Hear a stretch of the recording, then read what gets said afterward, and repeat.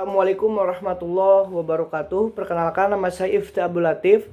Saya dari kelas 2B Penjas NPM 192191063. Di sini saya akan menerangkan tentang belajar gerak, yaitu mengenai bagaimana proses belajar gerak dan bagaimana kondisi belajar gerak. Belajar gerak adalah suatu proses, suatu aktivitas berlangsung dalam suatu proses untuk mencapai tujuan belajar. Untuk mencapai suatu tujuan belajar memerlukan fase. Dan fase tersebut disebutkan oleh Pitts dan Posner 1967 dalam Oliveira dan Goodman 2004 membagi tahapan belajar gerak menjadi 3 fase. Yang pertama adalah fase kognitif.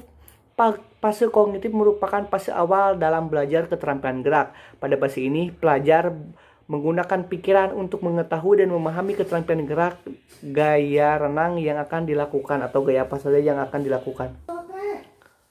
Pada fase ini, pelajar mula-mula berusaha memahami konsep gerakan yang diterima melalui penjelasan atau melihat contoh gerakan. Penjelasan diterima melalui informasi verbal yang diterima oleh telinga, lalu diinformasikan visual yang diterima oleh mata, kemudian informasi yang diterima oleh peserta didik diproses dengan cara menangkap dan memahami informasi.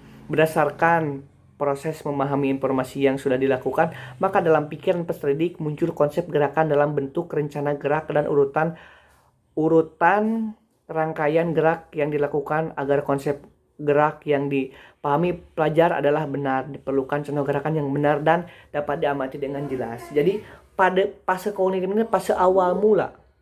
Fase awal ini diperlukan contoh tersebut, informasi tersebut diterima oleh telinga, mata, dan kemudian setelah diterima oleh dua hal tersebut, siswa mendapatkan bayangan untuk melakukan gerakan tersebut.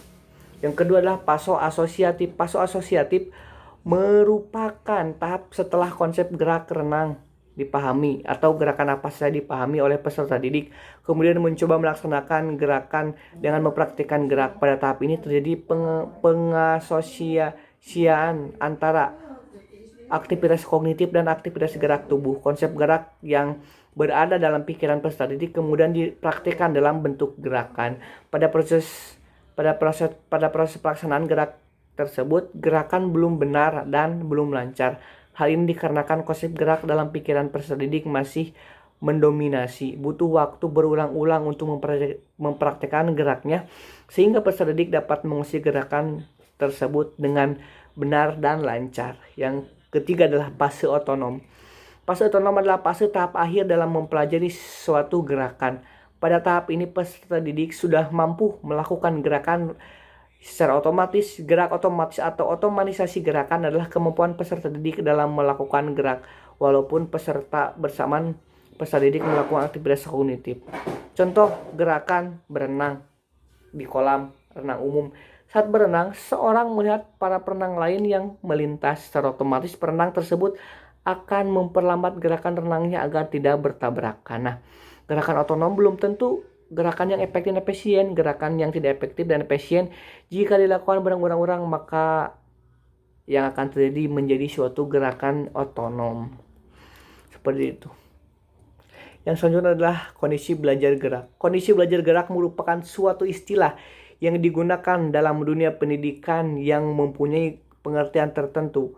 Kata kondisi bisa berarti keadaan atau syarat, sedangkan belajar bisa berarti terjadinya proses perubahan, pembawaan, dan kemampuan setelah terjadi proses edukatif. Dari arti kedua kata tersebut dapat menjelaskan pengertian kondisi belajar. Kondisi belajar adalah suatu keadaan yang diperlukan agar proses belajar bisa berlangsung sesuai dengan tujuan yang hendak dicapai. Keadaan yang diperlukan agar proses belajar terjadi mencakup keadaan yang ada pada diri pelajar dan perlakuan yang dikenakan kepada pelajar. Kondisi belajar yang sangat menentukan hasil belajar. Kondisi belajar yang sesuai dengan keperluannya bisa memberikan kemungkinan pencapaian hasil belajar yang baik. Sebaliknya, kondisi belajar yang tidak sesuai dengan keperluan bisa mengakibatkan pencapaian hasil belajar yang tidak baik. Karena kondisi belajar berpengaruh terhadap kualitas pencapaian hasil belajar. Maka kondisi belajar harus disiapkan sebaik-baiknya dalam proses belajar mengajar. Kondisi belajar harus disesuaikan dengan jenis belajar yang ditangani dalam proses belajar mengajar. Kondisi belajar yang sesuai dengan belajar kognitif, belajar afektif, dan belajar gerak adalah berbeda-beda. Masing-masing jenis belajar tersebut perlu penanganan yang berbeda dalam proses belajar mengajar. Cukup sekian mungkin presentasi dari saya. Mohon maaf bila banyak kurangnya, banyak salahnya. Bila taufiq walhidayah. Wassalamualaikum warahmatullahi wabarakatuh.